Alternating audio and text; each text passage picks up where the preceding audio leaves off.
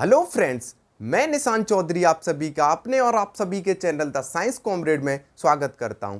जैसा कि आप सभी को पता है, मैं अपने रियल लाइफ एग्जाम्पल के थ्रू आप सभी के कॉन्सेप्ट को क्रिस्टल क्लियर कराता हूं। और आज उसी सीरीज में मैं आपके लिए कॉमरेड बैच का पहला वीडियो लाया हूं। और आज हम बात करेंगे फिजिक्स की, और फिजिक्स में फिजिकल वर्ल्ड की। जो फिजिकल वर्ल्ड जो चैप्टर है, उसे क्या करते हैं हमारे स्कूल या कोचिंग के जो टीचर्स होते हैं वो हमें एस्केप करा देते हैं, छुड़वा देते हैं। क्यों? वो इसको अनइम्पॉर्टेंट चैप्टर समझते हैं, और समझते भी सही हैं, क्योंकि यहाँ से क्वेश्चन आने की प्रोबेबिलिटी 0.001 है। लेकिन प्रोबेबिलिटी तो है। पुराने पीएमटी के एग्जाम्स देखें तो उनमें यहाँ से क्वेश्चन आए, अब भी कभी कभी आ जाता है। तो हम क्या करेंगे, इस फिजिकल वर्ल्ड को क्वेश्चन के पर्पस से ना समझते हुए फिजिक्स के फील के मकसद से समझेंगे। मैं कहने का मकसद ये है कि अगर आपको फिजिकल वर्ल्ड चैप्टर में समझा देता हूं आज, तो मैं फिजिक्स से आपका जो डर है उसको दूर करने में सफल हो। क्योंकि फिजिकल वर्ल्ड ही है जो इंटरेक्ट करता है सारी ब्रांचों से फिजिक्स की। जैसे मैं आपको एक एग्जाम्पल दूं हल्का सा, तो मैं आपसे पूछना चाहता हूं फिजिक्स क्या है, तो सीधी सी बात है, तो आप बोलोगे हर एक बुक में डिफाइन है, सबने पढ़ी है, फिजिक्स नेचर और उसके लॉज हैं। तो यही मैं भी बात करूंगा कि नेचर और लॉज फिजिक्स के फिजिक्स है। अगर मैं इसको डीपली देखूं तो इसका जो महत्व है बहुत ज्यादा इंपॉर्टेंट है। जैसे हमारे जो एनसीईआरटी जो लिखी गई है, जो भी साइंटिस्ट या जो भी टीचर्स के द्वारा जो भी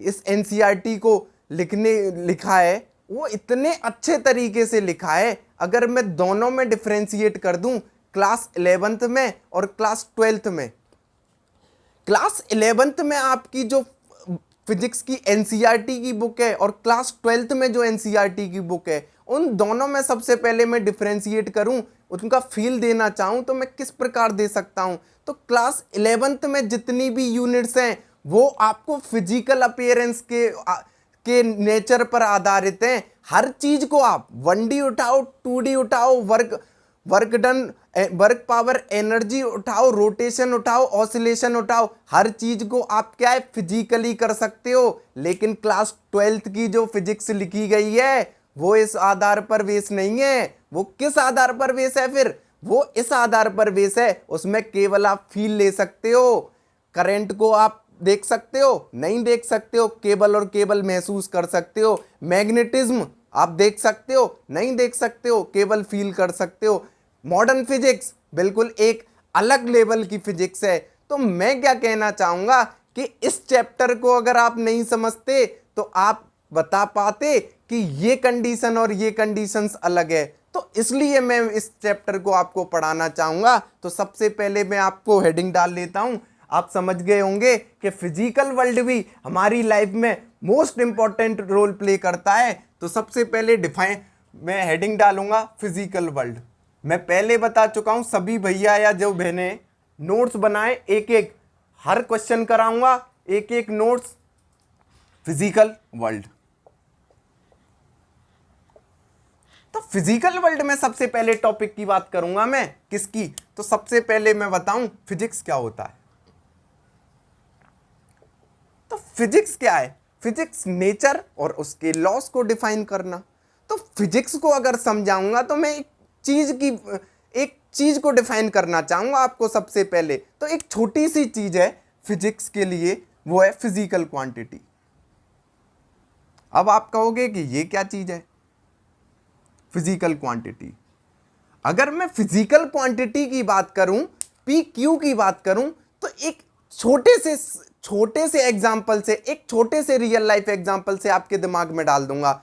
फिजिकल क्वांटिटी का मतलब होता है किसी भी चीज को नापना, या फिर जो चीज फिजिक्स के नेचर और उसके लॉ को डिफाइन करे। आप कहना क्या चाह रहे हो गुरुजी? आप ये समझ रहे होंगे, मैं ये कहना चाह रहा हूं, सपोज करो आपको क्या है, फीवर आ गया। तो फीवर फिजिकल क्वांटिटी है क्या, मैं आपसे पूछूं?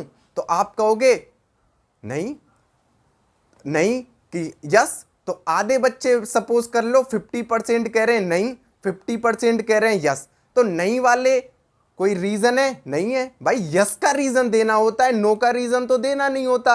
तो जो नहीं बोल रहे हैं उनका तो कोई रीजन नहीं है। यस वालों का रीजन क्या है? ये रीजन है कि भैया या सर 97 सेल्सियस हमें बुखार है, 98 सेल्सियस बुखार है, 99 सेल्सियस बुखार है। तो उनका रीजन ये है देने का। तो उनको क्या है? ये मिजरेबल वैल्यू है। लेकिन मैं एक्चुअल में बताऊं, फीवर कोई मिजरेबल वैल्यू नहीं है। एक्चुअल में 97 सेल्सियस क्या है? टेम्परेचर। तो मैं क्या कहूंगा, जो फिजिकल क्वांटिटी वो हमारी फीवर नहीं है, क्या है? टेम्परेचर। टेम्परेचर हमारी फिजिकल क्वांटिटी है, ना कि फीवर। जो 97 डिग्री या 98 डिग्री सेल्सियस जो मैं बोल रहा हूं वो टेम्परेचर है। तो टेम्परेचर फिजिकल क्वांटिटी है, फीवर नहीं। तो अब समझ में आई, जो 50 भैया, जो 50% वाले भैया वो सही थे, वो सही होके भी गलत हो गए। क्यों? क्योंकि उन्हें ये पता नहीं था कि फिजिकल क्वांटिटी है।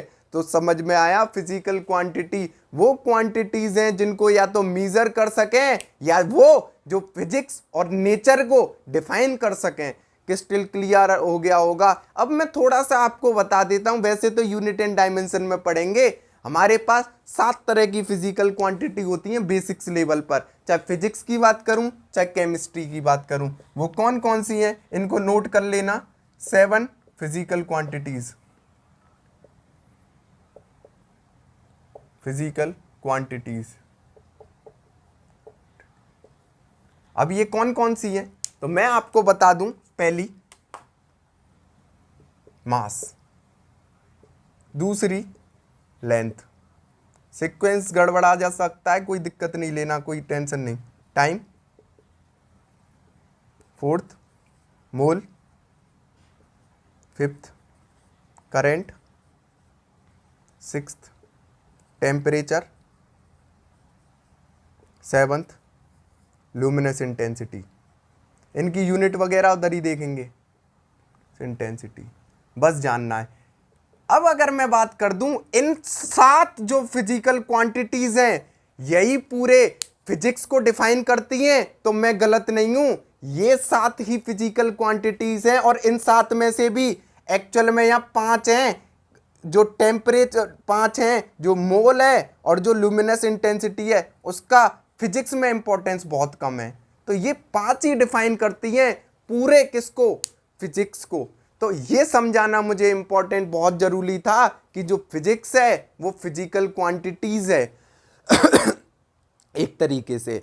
अब मैं थोड़ा सा बात करूंगा, थोड़ा सा कि फिजिकल वर्ल्ड में एक्चुअल में हमारे क्वेश्चंस कहां से बनते हैं। तो क्वेश्चंस जो बनते हैं वो बनते हैं फोर्सेस के रेंज के आधार पर, कि शॉर्ट रेंज फोर्स कौन सा है, स्ट्रॉन्गेस्ट फोर्स कौन सा है। तो उनका थोड़ा सा फील देने की कोशिश करूंगा मैं आपको कि कौन सा स्ट्रॉन्गेस्ट फोर्स है, कौन सा कैसा फोर्स है। तो सबसे पहले आप हेडिंग डाल लीजिए, 4 टाइप के फोर्स होते हैं, 4 टाइप के फोर्स।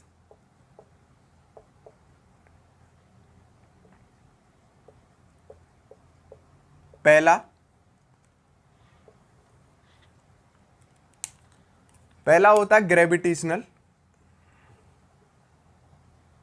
Gravitational force. दूसरा होता है इलेक्ट्रोस्टैटिक फोर्स। तीसरा होता है वीक न्यूक्लियर फोर्स।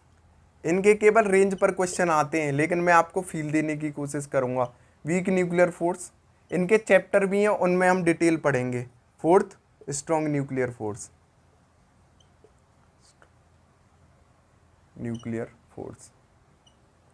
अब मैं आपको बात करूं एक एक करके। तो सबसे पहले मैं ग्रेविटेशनल फोर्स की बात करता हूं, इसका फील देता हूं। ग्रेविटेशनल फोर्स क्या होता है? अगर मैं सीधे शब्द में बात करूं तो एक मैंने बॉडी ले ली सन और एक बॉडी ले ली अर्थ। तो मैं सन और अर्थ के बीच में जो फोर्स ऑफ अट्रैक्शन है उसको एक सिंपल सी भाषा में ग्रेविटेशनल फोर्स बोल सकता हूं। कहने का ये मतलब है, एक मैंने ले लिए आप और एक ले लिया मैंने मैं और आप। हम दोनों के बीच में जो डिस्टेंस है वो एक तरीके से ग्रेविटेशनल फोर्स ऑफ अट्रैक्शन है, जैसे सन और मून। अब मैं बात करूंगा सन और अर्थ।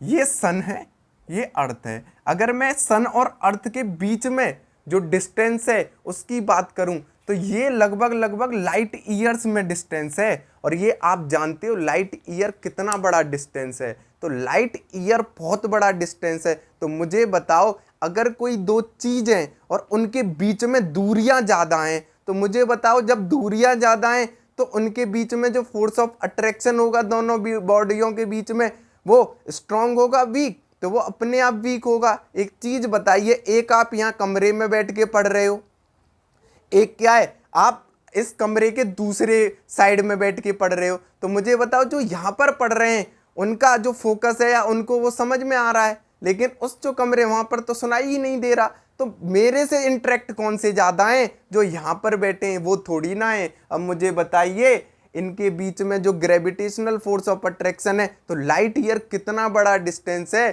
तो ये इनवर्स लॉ को भी, इनवर्स रूल को भी फॉलो करता है। तो इनके जो ये जो फोर्स ऑफ अट्रैक्शन है ग्रेविटेशनल, तो वो वीक है। क्यों? ड्यू टू द बहुत ज्यादा मिलियन, बहुत ज्यादा लाइट ईयर डिस्टेंस है। दूसरे नंबर पर मैं बात करता हूं इलेक्ट्रोस्टैटिक्स फोर्स की। अभी मैं एक एक करके इनको लिखाऊंगा, भी मोस्ट इंपॉर्टेंट है जहां से क्वेश्चन बनते हैं। इलेक्ट्रोस्टैटिक फोर्स की बात करूंगा तो यहां पर क्या था, दो बॉडीज के बीच में था, ये m1 m2 के बीच में था। यहां पर केवल इतना चेंज करना है, या चार्जेस के बीच में फोर्स ऑफ अट्रैक्शन होगा। और यहां पर क्या था, लाइट ईयर डिस्टेंस दूरी थी। यहां पर केवल और केवल याद रखना 1 फर्मी से छोटा डिस्टेंस होगा। 1 फर्मी का मतलब क्या होता है, 10⁻⁻15। तो इससे भी छोटा। तो मुझे बताओ आपको फील आ गया, जब इतना छोटा डिस्टेंस है 10⁻⁻15 से छोटा डिस्टेंस है, तो मुझे बता दो आप कि फोर्स ऑफ अट्रैक्शन ज्यादा होगा कम होगा? तो ज्यादा होगा। एक चीज बताइए, एक पड़ोसी है, एक यहाँ पर बैठा है और एक इस दीवार के बाहर बैठा है, किसको ज्यादा अच्छे से मुझसे इंटरेक्ट है? जो पास बैठा है। तो सीधी सी बात है फोर्स ऑफ अट्रैक्शन तो उसी का ज्यादा होगा। तो इलेक्ट्रोस्टैटिक फोर्स स्ट्रॉन्गेस्ट फोर्स होगा, ग्रेविटेशनल फोर्स वीक फोर्स होगा। और यहां पर एक और चीज है, अब आपके दिमाग में एक चीज आ रही होगी गुरुजी कि चलो मास तो ठीक है, अट्रैक्ट ही करता है, लेकिन एक चीज बताइए, चार्ज अगर सेम नेचर का हो गया, अगर भाई ये क्वेश्चन बात बहुत इंपॉर्टेंट है, अगर charge positive positive nature negative positive nature का हो जाए, फिर कि like charge repel each other, हर किसी को पता है, unlike charge attract each other, कि अगर सिमिलर नेचर के चार्ज हैं तो वो एक दूसरे को ढकेलते हैं, और अगर अपोजिट नेचर के चार्जेस हैं तो वो एक दूसरे को पास बुलाते हैं। तो सीधी सी बात है, जहां पर भी पोलैरिटी दिखे तो चुपका दो। तो यहां पर क्या है, दोनों के बीच में फोर्स ऑफ अट्रैक्शन, अगर लाइक चार्ज है अनलाइक चार्ज है तो रिपल्सन, वो अट्रैक्शन। क्लियर? अब आ जाते हैं वीक न्यूक्लियर फोर्स और स्ट्रॉन्ग न्यूक्लियर फोर्स में। इनसे यहां पर हम पढ़ेंगे, इसको पढ़ेंगे ग्रेविटेशनल चैप्टर 6th या 7th चैप्टर होगा क्लास 11th का। ये इलेक्ट्रोस्टैटिक्स फोर्स ऑफ अट्रैक्शन पढ़ेंगे फर्स्ट यूनिटी क्लास 12th की, हर को चैप्टर में पढ़ेंगे। और वीक न्यूक्लियर और स्ट्रॉन्ग न्यूक्लियर फोर्स को पढ़ेंगे मॉडर्न फिजिक्स में क्लास 12th की। मोस्ट इंपॉर्टेंट है, अच्छे से पढ़ेंगे। अब यहाँ पर अगर मैं बात करूं तो कोई साइंटिस्ट थे, उन्होंने क्या किया, फ्रीक्वेंसी और मास का वो देखा, और इन्होंने देखा कि इस स्लोप से डेविएट कर रहे थे कुछ मास। तो वो क्यों डेविएट कर रहे थे, तो वो due to the nuclear force की वजह से। तो न्यूक्लियर फोर्स क्या कर रहा था कि पार्टिकल क्या है, अनस्टेबल हो रहे थे, तभी इस पर नहीं आ रहे थे। जो जो स्टेबल थे वो तो इसी लाइन पर मिल रहे थे, लेकिन अनस्टेबल इधर जा रहे थे, कोई इधर जा रहे थे। तो इनको स्टेबल करने के लिए वो एमिट कर रहे थे। आप पढ़ेंगे alpha rays, beta negative, beta positive, gamma rays. तो वहां पर हम मॉडर्न फिजिक्स में इसको अच्छे से समझाएंगे। बस अभी इतना याद रखिए, वीक न्यूक्लियर फोर्स सबसे वीकेस्ट फोर्स है, स्ट्रॉन्ग न्यूक्लियर फोर्स सबसे स्ट्रॉन्गेस्ट फोर्स है। Crystal clear? नोट कर लें अगर करें तो, नहीं तो समझने वाला टॉपिक था।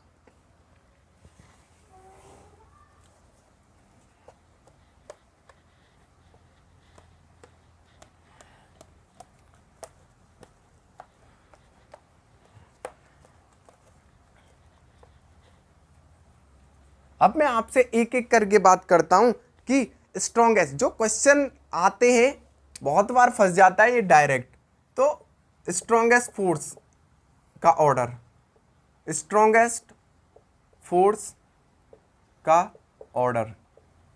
तो स्ट्रॉन्गेस्ट फोर्स का ऑर्डर क्या है, तो सीधी सी बात करूं, स्ट्रॉन्गेस्ट फोर्स का ऑर्डर है सबसे पहले क्या होगा सबसे स्ट्रॉन्गेस्ट, तो स्ट्रॉन्ग न्यूक्लियर फोर्स पहले नंबर पर, strong nuclear force. Then second number पर क्या आएगा, फर्स्ट सबसे सेकंड नंबर पर क्या आएगा, इलेक्ट्रोस्टैटिक फोर्स बताया था। इस ऑर्डर को ध्यान रखिएगा। थर्ड, बस इंपॉर्टेंट यही है इस चैप्टर में, third gravitational force,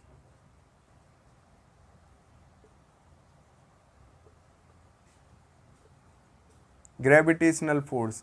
fourth weak nuclear force. तो ये ऑर्डर है, इसे याद रखिए, nuclear force. Crystal clear, note.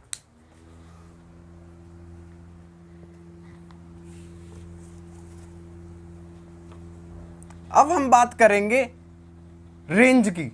Range के व्याप पर भी क्वेश्चन आ जाता है, तो दो चीज में रेंज के व्याप पर क्वेश्चन आता है, तो मैं थोड़ा सा डिफरेंशिएट कर दूंगा आपको कि किस किस में आता है, एक ग्रेविटेशनल में और एक इलेक्ट्रोस्टैट में, इलेक्ट्रोस्टैटिक्स में, स्टैटिक फोर्स। तो अगर मैं बात करूं, मुझे बताइए ये स्ट्रॉन्ग फोर्स है वीक, तो ये क्या है, वीक फोर्स। ये कैसा है, स्ट्रॉन्ग फोर्स। क्यों, क्या रीजन बताया था, लॉन्ग रेंज ऑर्डर बहुत दूर है, लॉन्ग रेंज ऑर्डर। क्यों, क्योंकि क्या है, लाइट ईयर में डिस्टेंस है, किसमें, लाइट ईयर में। ये क्या है, शॉर्ट रेंज ऑर्डर पास है। क्यों, क्योंकि फर्मी मीटर में डिस्टेंस है, शॉर्ट रेंज ऑर्डर।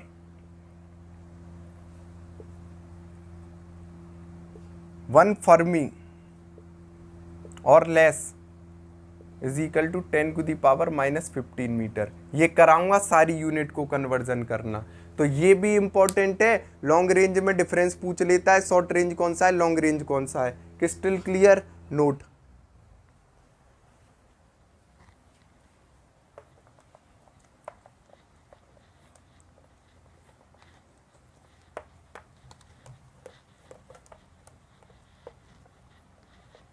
अब मैं फिजिकल वर्ल्ड में इन क्वेश्चनों के कराने के बाद मैं आ जाता हूं कि अब मैं आपसे कुछ बात करूंगा साइंटिस्टों के बारे में, कि साइंटिस्ट कौन से ने क्या कहा। तो सबसे पहले मैं एक आपको थोड़ी सी एक इंटरेस्टिंग सी बात बताना चाहूंगा कि आप सभी जानते होंगे, एक साइंटिस्ट थे, उनकी डेथ अभी फिलहाल में ही हुई थी, स्टीवन हॉकिंस नाम के।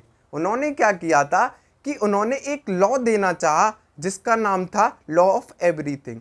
अगर जो स्टीवन हॉकिंस है, अगर वो इस लॉ को दे जाते, उनकी डेथ अभी हुई थी, अगर वो लॉ ऑफ एवरीथिंग को दे जाते तो जितने भी लॉ हैं पूरे यूनिवर्स में वो सब क्या है, बेकार हो जाते। कहने का मतलब है इन सबको हमें पढ़ने की जरूरत नहीं थी, चाहे कोई न्यूटन हो, जितने भी लेजेंडरी साइंटिस्ट हैं, आइंस्टीन, न्यूटन, हर किसी के लॉ को खत्म कर देते अगर लॉ ऑफ एवरीथिंग आ जाता। उस थ्योरी का जो एक्सप्लेनेशन है वो क्या है, वो यूनिफिकेशन पर आधारित है। यूनिफिकेशन क्या होता है, यूनिफिकेशन होता है कि सारे लॉ की एक कॉम्बाइन स्टडी। जैसे मैं एक सिंपल सी भाषा में आपसे बोलूं कि जितने भी लॉ हैं पूरे यूनिवर्स में, पूरी फिजिक्स की बुक में जितने भी, जिन पर भी फिजिक्स आधारित है, अगर Steven Hawkins law of everything they देते तो इन लॉ को खत्म कर देते और हमें केवल और केवल एक लॉ पढ़ने पड़ता, लॉ ऑफ एवरीथिंग।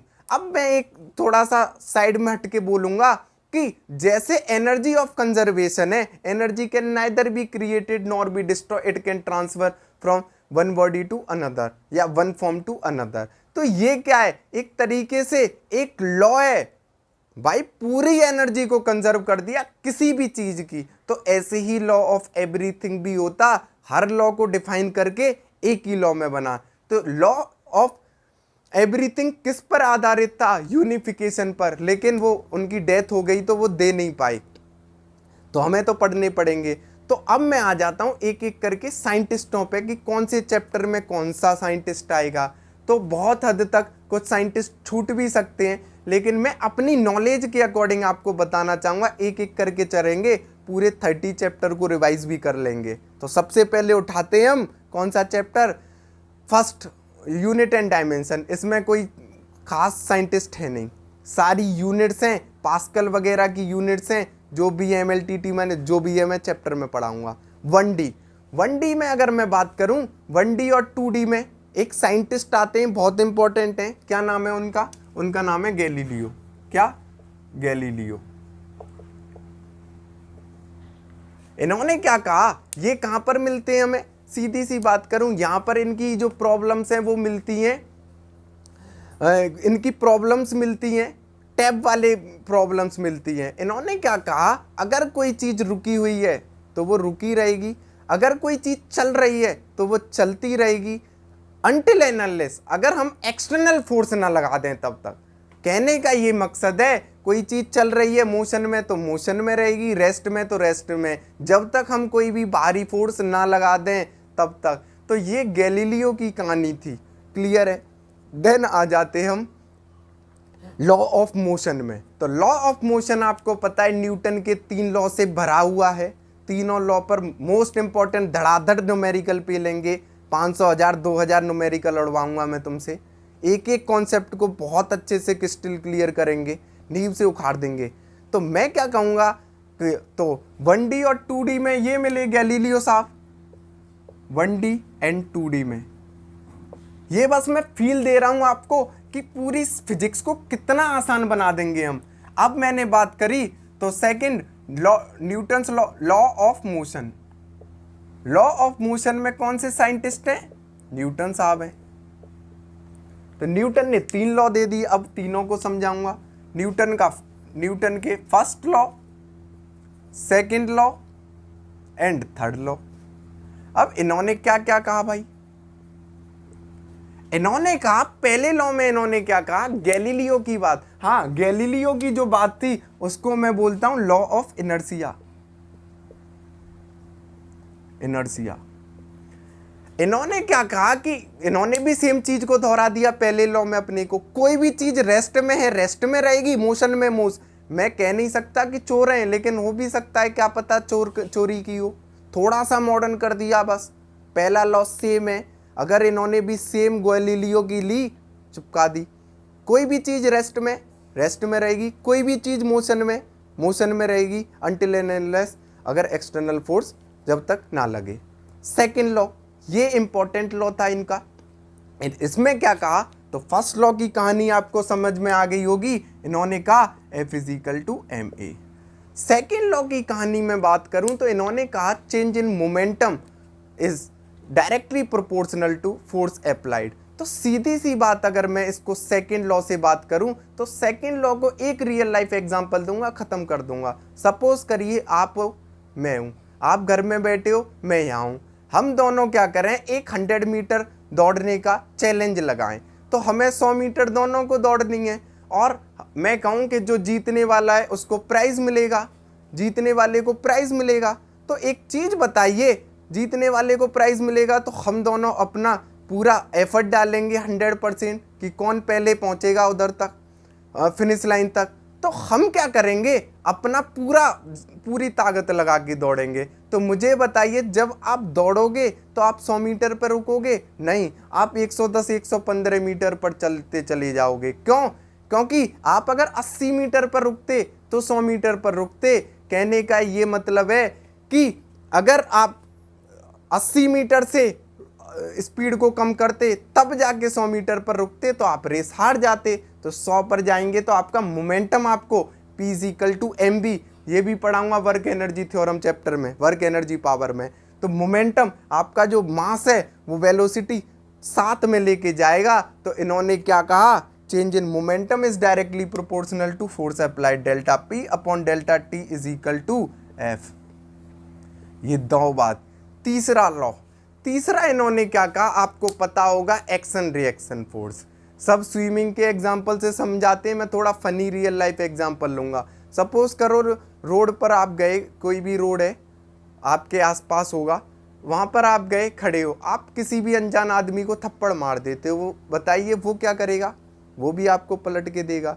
तो there is every action always reaction. तो सीधी सी बात है, एक्शन रिएक्शन फोर्स है, तो F12 is equal to F21।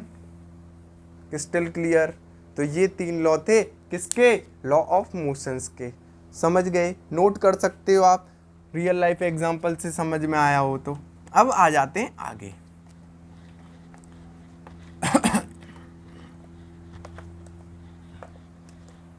अब आ जाते हैं आगे वर्क एनर्जी थ्योरम चैप्टर पर। वर्क एनर्जी पावर, मैं थ्योरम बोल देता हूं, work energy power, energy power. अब अगर वर्क एनर्जी पावर की बात करूं तो यहां पर 2 लॉ मिलेंगे, वो क्या क्या है? एक वर्क एनर्जी थ्योरम मिलेगा, एक कंजर्वेशन ऑफ एनर्जी मिलेगा। वर्क एनर्जी थ्योरम मिलेगा जो क्या है? Change in work done is equal to change in kinetic energy, change in kinetic energy.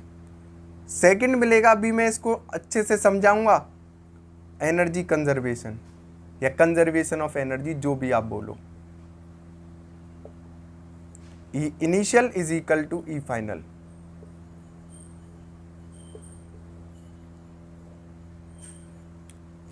अभी एक एक को अच्छे से समझाऊंगा। सबसे पहले वर्क एनर्जी थ्योरम और कंजर्वेशन ऑफ एनर्जी को समझने से पहले आप समझिए कि सबसे पहले कंजर्वेशन क्या होता है। तो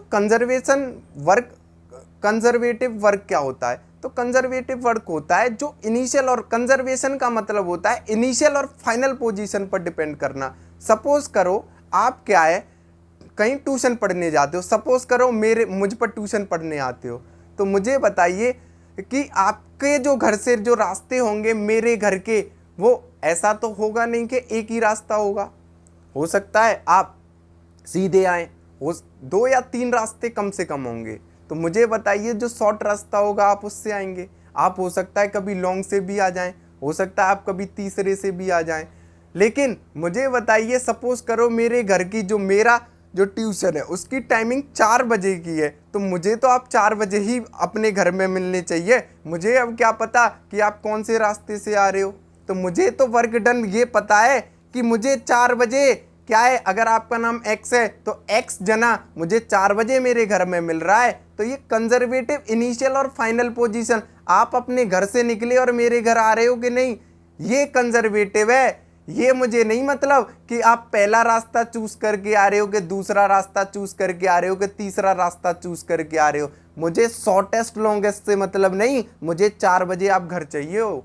तो ये कंजर्वेटिव है जो इनिशियल और फाइनल पोजीशन पर डिपेंड करता है। समझ गए? तो जितने भी कंजर्वेटिव फोर्स हैं वो चेंज इन काइनेटिक एनर्जी के इक्वल होते हैं। ऐसा नहीं है कि हर, अब आप कहोगे कंजर्वेटिव वर्क डन क्या, वो कंजर्वेटिव वर्क डन क्या होता है? तो कंजर्वेटिव वर्क डन में कंजर्वेटिव फोर्सेस होते हैं, तो कंजर्वेटिव फोर्स की भी डिफाइन एज इट इज है। तो W is equal to F dot S होता है, सबको पता है। Work done is equal to force into displacement. तो अब अगर फोर्स को डिफाइन कर ले जाओगे तो वर्क को डिफाइन कर दोगे। तो फ्रिक्शन को छोड़ दें तो ऑलमोस्ट लगभग, ऐसा तो नहीं कह सकते सभी, जहां पर आएंगे मैं बताऊंगा। फ्रिक्शन को छोड़ दें तो ऑलमोस्ट सारे कंजर्वेटिव फोर्स होते हैं। नॉर्मल वगैरह भी हैं तो दिखा देंगे जब भी न्यूमेरिकल्स आएंगे। तो जो भी कंजर्वेटिव फोर्स हैं वो चेंज इन काइनेटिक एनर्जी के इक्वल है। क्लियर हो गया होगा वर्क एनर्जी थ्योरम, इसको प्रूव भी करेंगे, बोर्ड में अच्छे सवाल आ जाते हैं इससे। अब आ जाते हैं एनर्जी कंजर्वेशन पर। तो एनर्जी कंजर्वेशन क्या होती है? आप इतने से 9th में 10th में खूब पढ़ के आए, energy can neither be created nor be destroyed, it can transfer from one energy to, या it can transfer from one form to another form. इसका मतलब क्या है? तो ये क्या है, हमें क्वेश्चंस कराने में वो मिलेगा। लेकिन यहाँ पर भी जो इनिशियल और फाइनल जो एनर्जी है भाई, फोर्स से आया वर्क डन, वर्क डन से आएगी एनर्जी।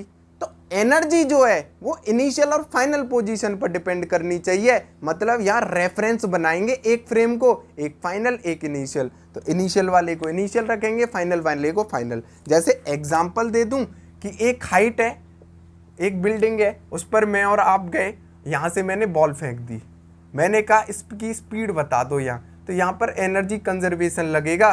क्यों? इसको मैंने रेफरेंस ले लिया, इसको मैंने फाइनल ले लिया, तो इनिशियल पर एनर्जी, फाइनल पर एनर्जी, और खेल ख़त्म कर दोगे।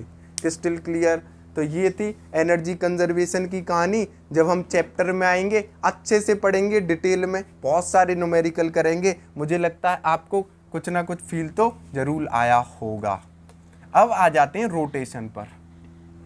रोटेशन में ऐसा सच कोई साइंटिस्ट है नहीं, लेकिन मैं आपको बता दूं कि जो मैकेनिज्म के जो चैप्टर हैं, सर्कुलर मोशन वगैरह, जो मैकेनिज्म के जो चैप्टर हैं, वो रोटेशन में क्या हो जाता है, सर्कुलर घूमने लग जाता है। बस एक एग्जांपल से ख़त्म कर दूंगा, दोनों को लिंक एक बार देना ज़रूरी है। तो दो चीज़ समझ लीजिए बस, कि ट्रांसलेशन और रोटेशनल। तो ट्रांसलेशन क्या होता है और रोटेशनल क्या होता है, बस हल्के से एक एग्जांपल से ख़त्म कर दूंगा। रोटेशनल, तो ट्रांसलेशन क्या होता है, ये होता है एक्चुअल में लीनियर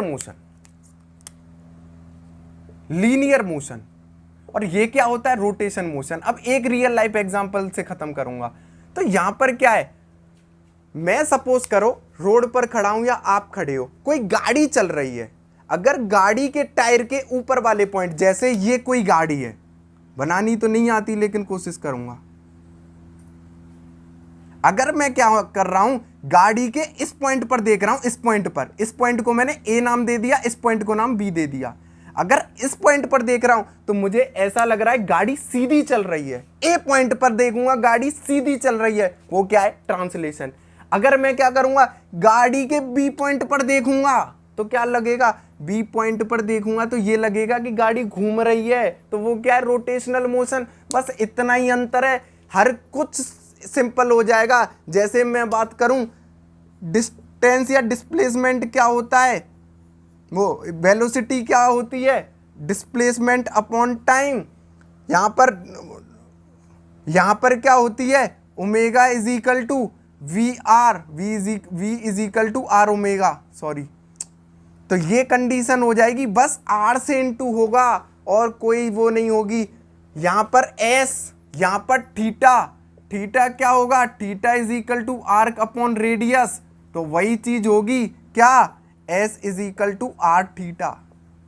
यहां पर एसिलेशन, यहां पर एंगुलर एसिलेशन, यहां पर फोर्स, यहां पर टॉर्क, यहां पर मास, यहां पर इनर्शिया, यहां पर काइनेटिक एनर्जी या एंगुलर काइनेटिक एनर्जी। इतने सिंपल तरीके से पढ़ाऊंगा, सारे कॉन्सेप्ट एक एक को लिंक करके खत्म करेंगे। क्रिस्टल क्लियर हुई रोटेशन की बात। अब आ जाएंगे आगे। अब यहां पर रोटेशन के बाद बात आ जाती है ग्रेविटेशनल फोर्स की। तो ग्रेविटेशनल फोर्स में क्या है, ग्रेविटी के ही सीधे से सिद्धांत हैं, थोड़ी सी बात करेंगे। बस ओवरव्यू दे रहा हूं मैं फिजिकल वर्ल्ड में कि चैप्टरों को टैकल कैसे करेंगे। तो ग्रेविटेशनल फोर्स, तो ग्रेविटेशनल चैप्टर में थोड़ी सी बात करें तो ये एक यूनिवर्सल लॉ है जो मीडियम इंडिपेंडेंट है, किसी भी मीडियम पर डिपेंड नहीं करता। ये यूनिवर्सल लॉ है, कहीं पर भी लगा दो। जैसे मैं आपसे बोलूं कि अगर ये मैंने मार्कर है उछाला, अब ये गिर गया, उछाला और ये गिर गया, तो ये क्या है, ग्रेविटी ने खींचा है, यही तो ग्रेविटेशनल। तो ये मैंने उछाला था, ये नीचे गिर गया, तो सीधी सी बात है ये क्या है, ग्रेविटी। तो ग्रेविटी ने खींच लिया मेनली। तो इसका फॉर्मूला क्या है, F is equal to G m1 m2 upon R square. अभी बता ही चुका हूं, इनवर्स लॉ है, ये कंडीशन है। Crystal clear. देन इसके बाद हम बात करेंगे ग्रेविटेशनल का, यहीं से कुछ एज साइंटिस्ट नहीं है, टाइको ब्राहे वगैरह हैं, इसके 3 लॉ पढ़ेंगे आगे। लास्ट में यहां पर एक साइंटिस्ट आएंगे, केपलर लॉ। केपलर्स के 3 लॉ हैं, उनको देख लीजिए। फर्स्ट कैप और खो गया, 3 लॉ हैं। पहला फर्स्ट लॉ केपलर का, सेकेंड लॉ, थर्ड लॉ, थोड़े थोड़े एग्जाम्पल से बताऊंगा।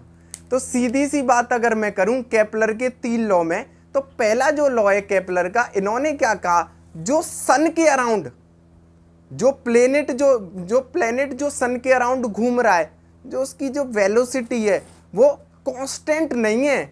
वो क्या है, जब वो पास है तो तेज चल रहा है और जब वो दूर है तो धीमे चल रहा है।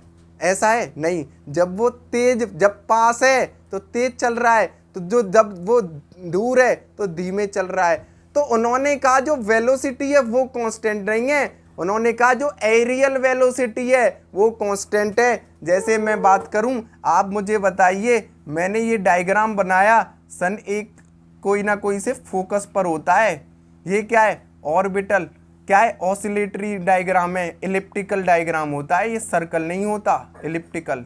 ये भी ग्राफ में बताऊंगा। तो सन यहाँ पर है, जब यहाँ पर है तेज चलेगा, यहाँ पर है धीमे चलेगा। ये सन है, ये प्लेनेट है। तो इनकी जो एंगुलर वेलोसिटी है वो कांस्टेंट है, ना कि क्या उसकी वेलोसिटी।